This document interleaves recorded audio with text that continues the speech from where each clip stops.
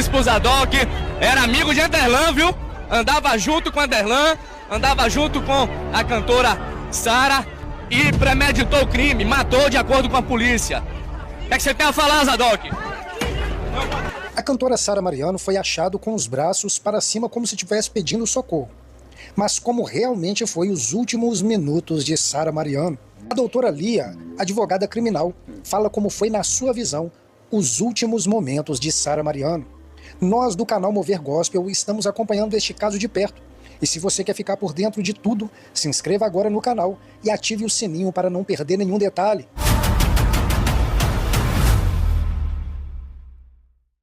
A doutora Lia vem trazer mais informações sobre as hipóteses do que deve ter acontecido com Sara Mariano, seus últimos momentos, e a maneira que o corpo estava naquele local, às margens da rodovia BA-093.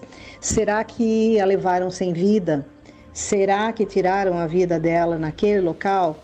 Então vamos aqui expor alguns detalhes e aí cada um vai tirar sua conclusão. Com todo respeito ao perito aposentado, que não é o perito do caso, né? Que chegou a falar na TV que alguns fenômenos ocorrem com corpos carbonizados, que poderia sim aqueles braços terem erguido com o poder do fogo. Eu vou ter que discordar.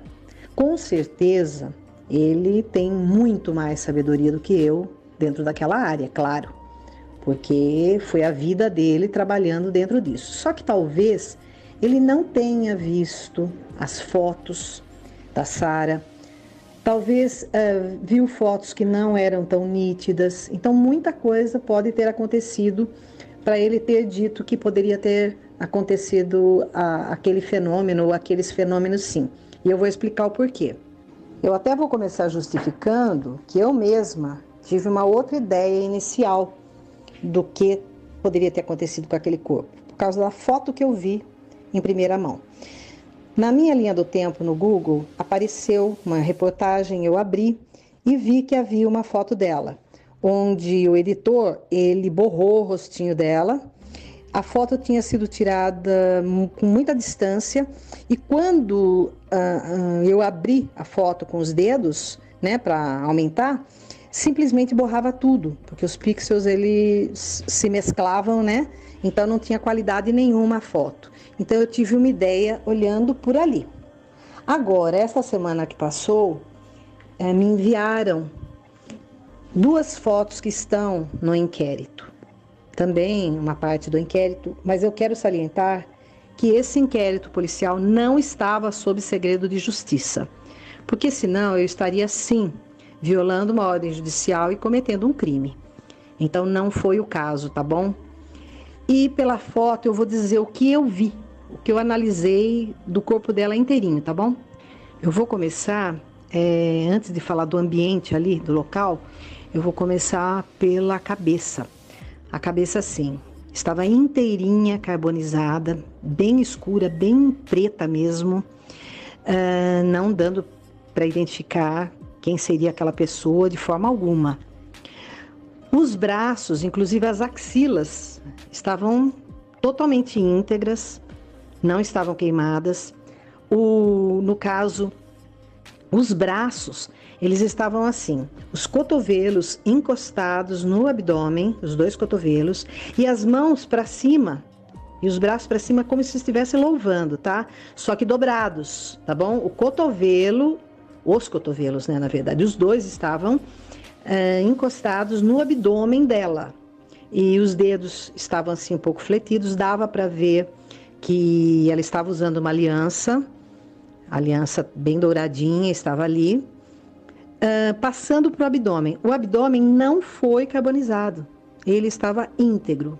A única coisa é que ele estava bem distendido, ou seja, bem inchado, com marcas assim bem roxas, internas, não na pele, tá bom? Como petequias assim, não. Já estava com aqueles hematomas que, na verdade, as vísceras são as que vão embora primeiro, né? São as primeiras a entrar no estado mais avançado de putrefação. Então, eles estavam bem assim. Depois, vendo as pernas dela, né, o quadril e as pernas não foram carbonizadas e nem o quadril, tanto que deu para ver perfeitamente a roupinha íntima dela inferior. E também uma coisa que eu notei, que a roupa íntima superior, ou seja, o sutiã, sim, ela foi deixada ali sem roupa, de calcinha e sutiã. Porque dá para ver que logo abaixo da altura dos seios tem uma faixa mais grossa, que seria, no caso, o elástico, né, do sutiã. Essa parte realmente tanto as alças podem ser mais grossas, como também essa parte de sustentação das mamas. Então, estão ali. E dá para notar também que as mamas, elas estão cobertas por um tecido também. Só que não dá para ver qual cor seria da peça íntima, tá bom? E descendo, né, para o quadril, ela estava com a peça íntima inferior intacta, vermelha. As pernas, como estavam? Sem fogo. Sim, existiam na perna esquerda como se fosse uma cordilheira de umas lombadas, assim, como se fossem de bolhas. Uma parte, sim, pode ter sido provocada pelo fogo, pela quentura, só que nas pernas também, principalmente ali na altura do fêmur, existe a artéria femoral, e ela é de um grossíssimo calibre. Então, esse sangue, ele se recolhe numa parte, mas não tudo, justamente por ser de um calibre muito grosso.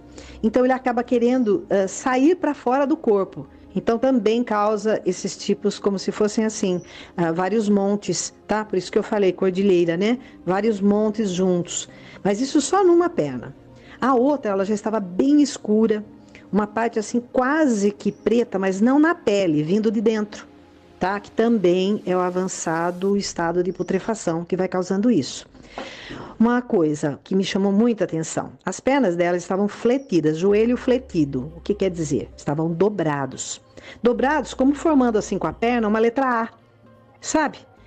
Com os pés, com a planta dos pés fincadas no chão, na terra, sem sapatos, né? Até um pezinho dela esquerdo, os dedos estavam bem erguidinhos, assim, sabe quando uma pessoa sente dor e contrai o pé, contrai os dedos? Só que este pé tinha mais o calcanhar no chão. E o pé direito, sim, tinha a planta do pé e a lateral um pouco assim também encostada. Então, veja, o fogo, esse fenômeno que o fogo pode fazer no carbonizado, não poderia estar ali, tá? Nomeado naquele caso, vamos dizer, tá? Por quê? Se for um bebê, ele tem um braço menor, né? Os bracinhos são menores, mais curtos, as perninhas mais curtas. Então, sim, no caso de uma incineração, pode repuxar tudo, né? E ficar uma massa só. Se é uma criança pequena, também. Agora, uma criança maior, não. Justamente, como eu falei, o fêmur é o osso mais longo do nosso corpo. Então, é impossível que ele iria se erguer do chão. Por exemplo, se ela fosse levada lá sem vida, arrastada, certo? Então pode ser que por isso que acharam um pé de sapato dela, mas também poderiam arrastá-la com vida. Também o pé estaria ali, da sandália. Talvez a pessoa não percebeu nem que ela estava, né, naquela ânsia de praticar logo o ato e ir embora, para que ninguém veja e tudo mais. Pode nem ter visto, porque senão poderia queimar o sapato junto. E depois eu vou falar de um chinelo masculino que foi encontrado lá, tá? Então, se ela tivesse sido arrastada sem vida, as pernas estariam paralelas ao chão. Elas estariam encostadas totalmente, né? A parte de trás das pernas estariam totalmente no chão, no mato, na terra. E não estava. Então, isso já é um sinal que não foi colocada ali sem vida. Ela foi colocada com vida ali. Uma outra coisa, como eu falei, as pernas não foram carbonizadas. Não tem sinal de fogo nas pernas e nem nos pés. Não tem, nem no quadril. Então, esse fenômeno não poderia ter acontecido, como eu já falei, tá? Minha conclusão é que realmente atearam fogo nela com vida. Existem testes dentro da necropsia que é capaz totalmente, esses testes são capazes totalmente de elucidar o que realmente ali aconteceu. E eu vou explicar. A pessoa, quando ateia fogo nessa pessoa, principalmente aí, né, na altura do tórax, no rosto, os últimos momentos da respiração dessa pessoa, ela acaba respirando e vai haver resquícios, fuligem dentro desse pulmão, né? Inclusive vai mudar a coloração do pulmão. Então, num ponto foi muito interessante ter encontrado o corpo dela nesse estado, porque o corpo fala, né? Todo mundo fala, olha, o corpo da pessoa falecida fala, e fala mesmo. É muito difícil não chegar numa conclusão correta. E então vai aparecer isso. Uma outra coisa é a capilaridade, né, dos vasos que nutrem a pele. Então é assim, o nosso corpo ele tem veias e artérias, né? As artérias levam o oxigênio para um órgão ou para a pele e as veias trazem de volta para oxigenar, tá certo? Com gás carbônico. E na pele também, nossa pele, só que a pele ela não tem artérias e veias, ela tem arteríolas e vênulas, que seria no caso o diminutivo, né? Então, como saber como que é a pele da pessoa, como são esses vasinhos, né, da pessoa que foi incinerada? Se ela foi incinerada com vida, vai haver essa capilaridade na pele.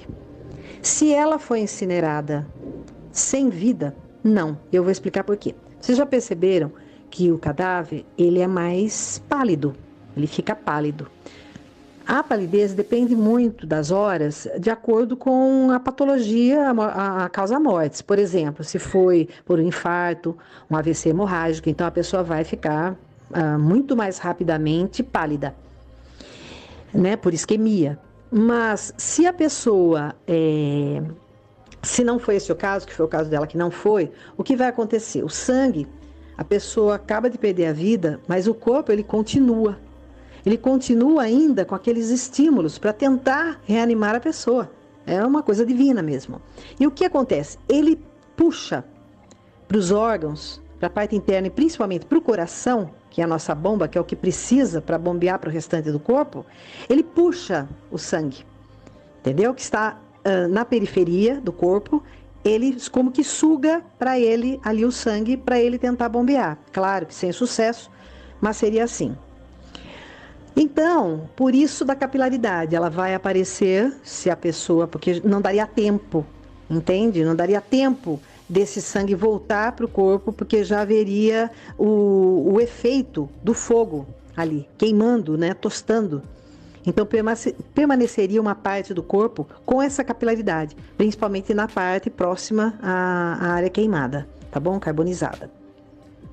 Também pela posição do corpo, por uma flexão que ela tenha feito mesmo dos braços como estavam, né? Eu falei sobre uma posição assim como louvando a Deus, olha, quem sabe até isso não aconteceu mesmo, né? A gente não sabe, que ela era assim bem fervorosa. E quero só abrir um parênteses, não acredito nas traições, tá? Acredito que tudo foi montado, mas isso aí eu posso até depois falar o porquê que eu chego nessa conclusão, porque eu li o depoimento do rapaz lá, do Elicácio, lá quando estava em Santa Catarina e tudo mais, e o do Ederlan também, eu li os dois depoimentos dele, que ele deu numa oportunidade e depois em outra.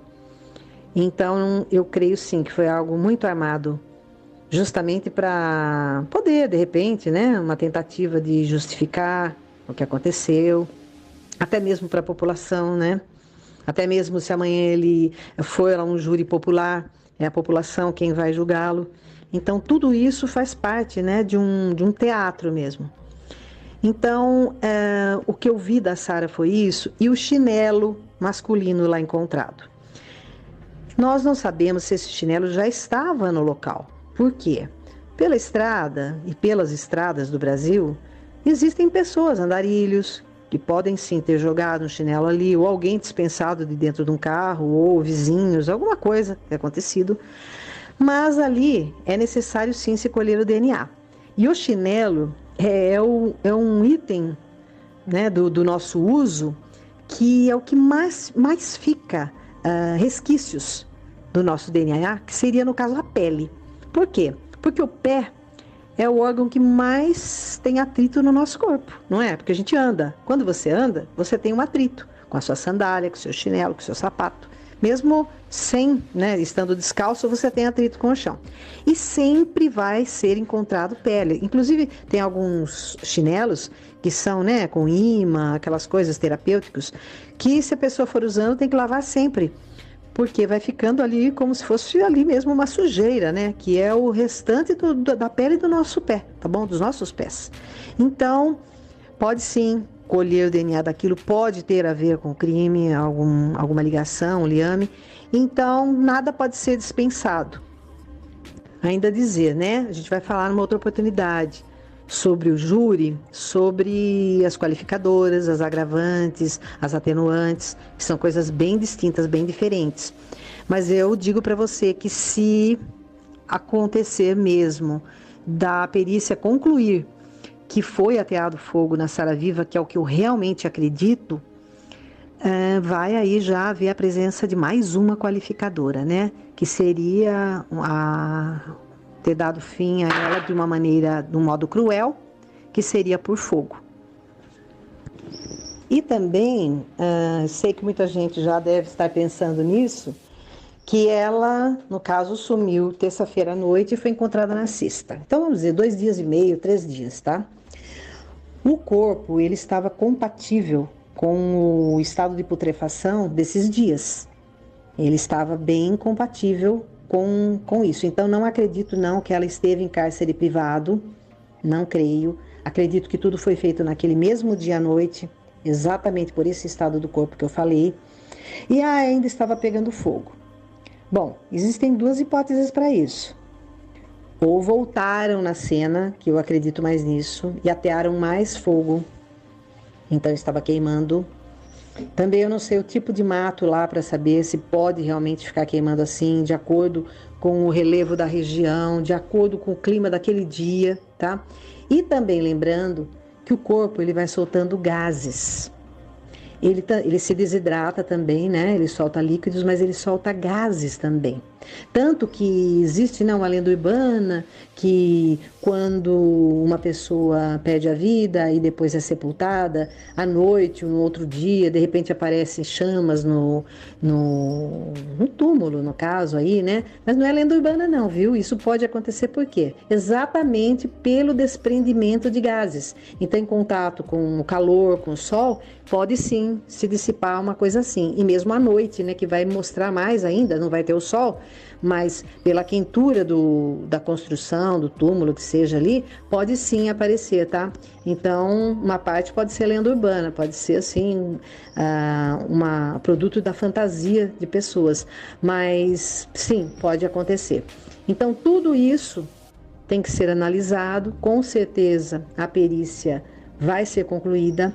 A partir do momento que o advogado do Ederlan não estiver satisfeito com a perícia, ele pode pedir uma nova perícia para o juiz ou contratar um perito particular que não tem o mesmo valor, tá? Porque é um parecer e não é mais um laudo. E também a mesma coisa acontecendo com a família da Sara, se não ficar satisfeita. Coloca um outro perito também ou pede uma nova equipe. Porque todos estão sujeitos a erros. Isso é líquido e certo, tá bom? Eu espero ter contribuído de alguma maneira. Então, um abração.